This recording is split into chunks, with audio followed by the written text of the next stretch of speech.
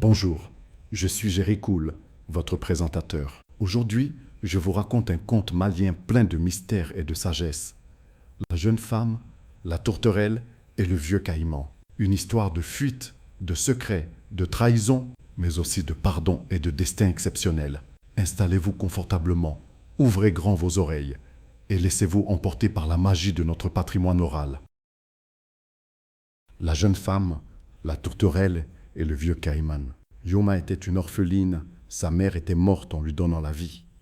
Très jeune, on l'avait mariée à un homme jaloux, si jaloux qu'il avait quitté tout le monde pour aller s'installer au milieu de la forêt. Tous les soirs, de retour de la chasse, il battait Yuma. Ce soir-là, il fut particulièrement cruel. Après avoir battu Yuma comme on bat son mille, il s'empara de son fusil et menaça de la tuer. Yuma se sauva dans la nuit. Elle voulait rejoindre le village de ses parents. Mais le village de ses parents et le hameau de son mari étaient séparés par une grande rivière. Dans cette rivière vivait un vieux caïman, mangeur d'hommes. Une fois la nuit tombée, personne ne pouvait traverser cette rivière sans se faire dévorer par le vieux caïman. Yuma se retrouva au bord de la rivière. Si elle s'y jetait, le vieux caïman allait la dévorer. Si elle retournait chez son mari, celui-ci allait peut-être la tuer. Elle tremblait, pleurait, se lamentait. Soudain, la rivière se mit à remuer dans tous les sens, balayée comme par une tempête. Et dans l'obscurité, Yuma vit émerger de l'eau et nager vers elle quelque chose comme une île flottante. C'était le vieux caïman. Il vint s'amarrer près de Yuma et lui dit « Monte sur mon dos, ma fille, je vais te faire traverser. » Yuma monta et le caïman la transporta sur l'autre rive. En la déposant, il lui dit cependant que cela reste entre nous. Personne d'autre ne doit le savoir. Yuma rentra chez ses parents. Sa marâtre effrayée lui demanda « Qui t'a aidé à traverser la rivière? Dis-moi !» Elle répondit en baissant les yeux « Personne. » Son père lui posa la même question. Les vieux du village, les jeunes, à tous elle répondit « Personne. » Mais le jour où son copain d'enfance lui dit « Entre nous, qui t'a fait traverser la rivière? Il y a le vieux caïman mangeur d'hommes. Même les plus braves chasseurs ne peuvent s'y hasarder une fois la nuit venue.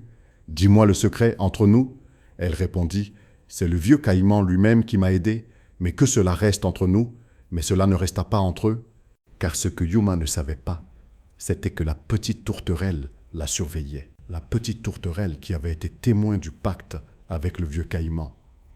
Arriva le jour où elle devait retourner chez son mari. De nouveau toute seule, elle se retrouva au bord de la rivière, dans la nuit. C'était le clair de lune. Le vieux caïman émergea de l'eau et commença à nager vers elle, quand la petite tourterelle, perchée sur une branche, chanta. Son père le lui a demandé. Elle a répondu « Personne. » Sa mère le lui a demandé.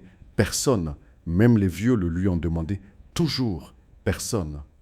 Mais quand son copain le lui a demandé, elle a répondu « C'est le vieux caïman lui-même qui m'a aidé. » Le vieux caïman se tourna vers la tourterelle et lui dit « Ta chanson est certes belle, mais je ne l'ai entendue que d'une oreille. Si tu venais te percher sur ma langue pour la répéter, je l'entendrais des deux. » La petite tourterelle sauta sur la langue du vieux caïman et acheva sa chanson dans l'estomac de celui-ci. Ensuite, le vieux caïman vint se ranger auprès de Yuma. « Monte, ma fille, je vais te faire traverser. Et gare à ton mari. Si de nouveau il touche un seul de tes cheveux, il aura affaire à moi. » Il la fit traverser et lui donna beaucoup de richesses, des vêtements, de l'or et des chevaux. Elle devint une reine et fonda sa dynastie. Yuma fuit son mari. Un vieux caïman l'aide à traverser une rivière. Elle trahit le secret, mais il la protège encore et fait d'elle une reine. Merci à tous mes fidèles followers d'avoir écouté et apprécié ce conte. Votre soutien me donne la force de faire revivre nos traditions à travers chaque histoire. On se retrouve la semaine prochaine pour un nouveau conte encore plus captivant. D'ici là, prenez soin de vous et que la sagesse des anciens vous accompagne.